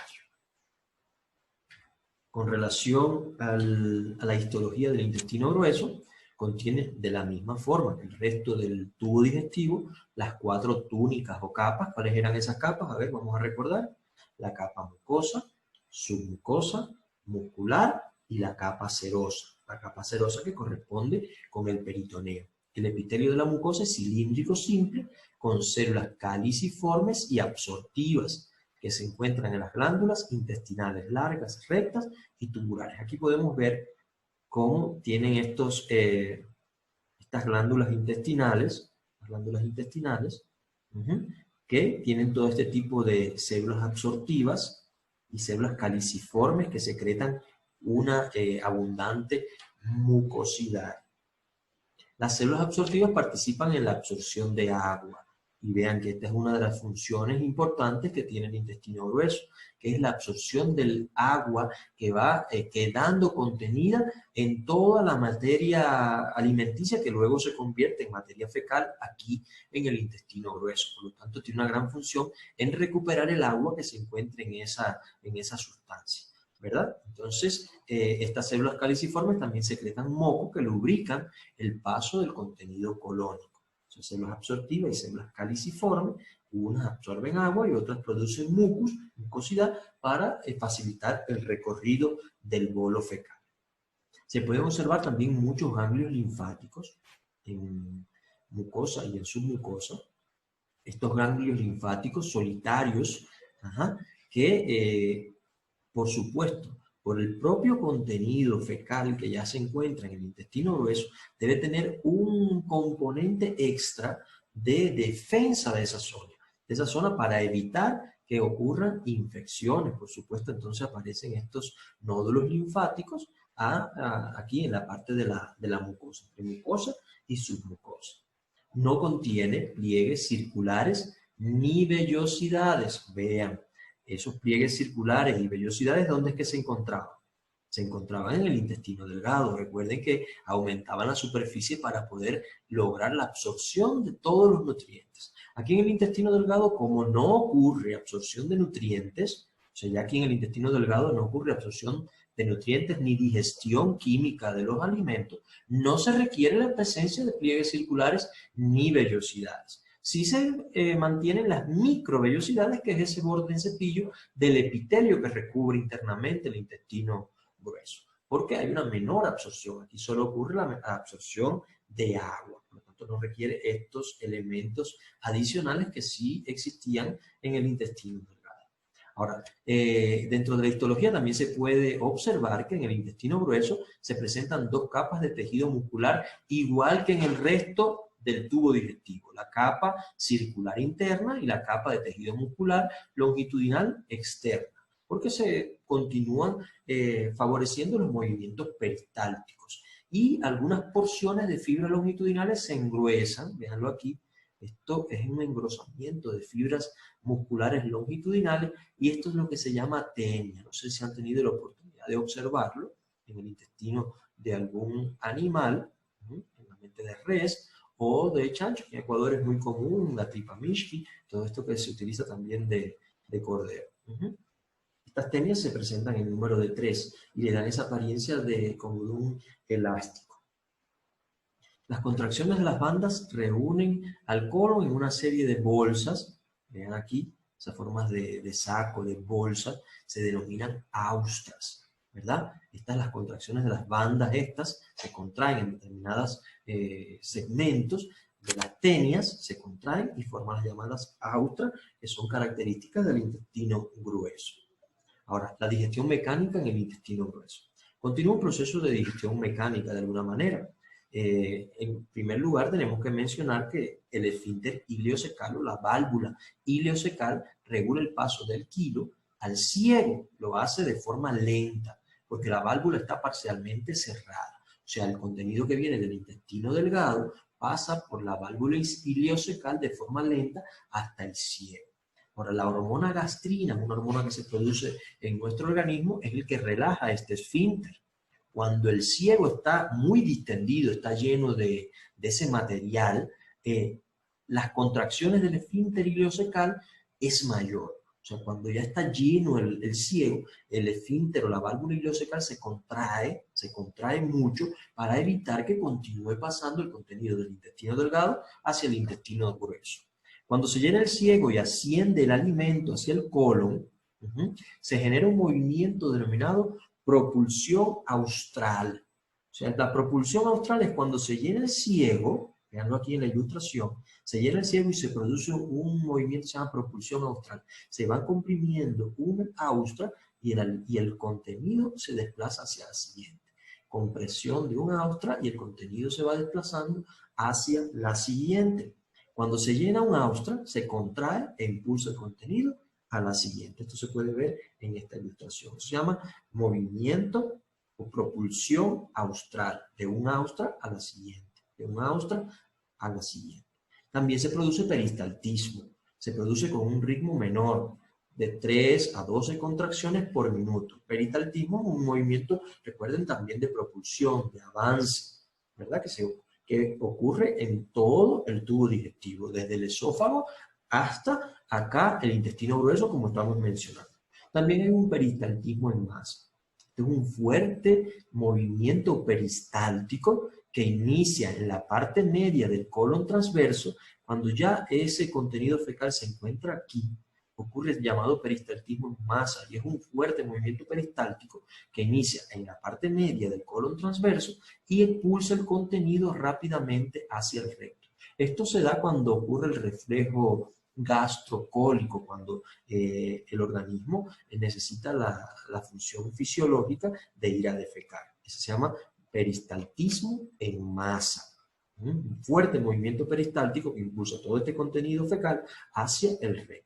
Estos reflejos gastrocólicos son estimulados por el alimento en el estómago. Casi siempre el reflejo gastrocólico, cuando usted ingiere el desayuno en la mañana, cuando almuerza o come algún alimento, generalmente se desencadena este reflejo gastrocólico, son estimulados por el alimento en el estómago, por lo que el peristaltismo en masa ocurre 3 o 4 veces al día, que debe ser la frecuencia normal de defecación de las personas. Cuando se inhibe este reflejo gastrocólico, puede mantenerse más tiempo de lo normal el bolo fecal en el intestino grueso, y en estos casos se reabsorbería mucho líquido y haciéndose un bolo fecal más sólido, con lo que pudiera ocasionar determinados traumatismos a la hora de defecar. Esto es como una recomendación también para todos los padres y madres de niños pequeños, que cuando los sacan a pasear, el niño tiene ese reflejo gastrocólico y siempre dicen, a ver, aguántese usted hasta llegar a la casa, y le evita que vaya a hacer su necesidad fisiológica de defecación. En este caso están inhibiendo el reflejo gastrocólico, que es algo muy, muy malo, porque realmente puede ocasionarle fisuras, puede luego producirle el estreñimiento, que sería una patología ya que habría que tratar con otros tipos de situación. Por lo tanto, hay que ir al baño cuando el organismo lo requiere, ¿verdad? Digestión química en el intestino grueso, como ya les mencionaba. Los nutrientes que quedan son metabolizados por bacterias que habitan en la luz del colon. O sea, ya aquí no ocurre una digestión química enzimática, o sea, no vamos a presentar enzimas que continúen degradando o digiriendo los alimentos, porque esto ocurrió en el intestino delgado y ya los nutrientes necesarios fueron absorbidos en el intestino delgado. Ahora, esta transformación de algunos materiales que aún quedan ocurre a nivel de bacterias, la flora bacteriana normal que habita con nosotros en el intestino grueso. Las glándulas del intestino grueso secretan moco, pero ninguna enzima. Esto vuelve a recalcar lo que les decía. La digestión enzimática concluyó a nivel del intestino delgado. Las bacterias fermentan los restos de carbohidratos y producen gases como hidrógeno, dióxido de carbono y metano. De ahí la presencia de algunas flatulencias en ocasiones. Degradan la bilirrubina. Recuerden que la bilirrubina era un pigmento que se generaba en la degradación de la hemoglobina que está presente en los glóbulos rojos y que ocurría a nivel hepático, que se liberaba en la bilis. En el intestino grueso se degrada la bilirrubina en pigmentos simples como son la estercobilina, lo que le da el color parduzco a las heces fecales. También se degradan restos de proteínas en otros aminoácidos, y estos en indol y escatol, pero recuerden que siempre por acción de bacterias que ahí habitan, que le dan el olor característico a las heces fecales también. Ahora, cuando el quilo permanece de 3 a 10 horas, se vuelve sólido o semisólido por la absorción activa de agua, dando lugar a la formación de las heces fecales. Estas están compuestas de agua, sales inorgánicas, células epiteliales descamadas, también bacterias, material digerido pero no absorbido y parte indigerible de los alimentos. De 0,5 a 1 litro de agua que entra al intestino grueso se absorben por ósmosis, excepto unos 100 a 200 mililitros al día. Absorbe además iones y algunas vitaminas como la B y la vitamina K. Esta es la función, alguna de las cuestiones que tiene que ver con la absorción en el intestino grueso. En resumen, el intestino grueso tiene funciones como la propulsión austral, como ya les expliqué, el peristaltismo y los movimientos peristálticos en masa que conducen el contenido del colon hacia el recto, y de esta forma se puede producir la defecación. También absorbe parte del agua, iones y algunas vitaminas. Y las bacterias en el intestino grueso convierten las proteínas en aminoácidos, degradan los aminoácidos y producen vitamina B y K. También la función básica del intestino grueso es la formación de las heces fecales y, por supuesto, en su última porción, la defecación. Y de esta forma, muchachos, ya hemos concluido con la parte que corresponde al aparato digestivo.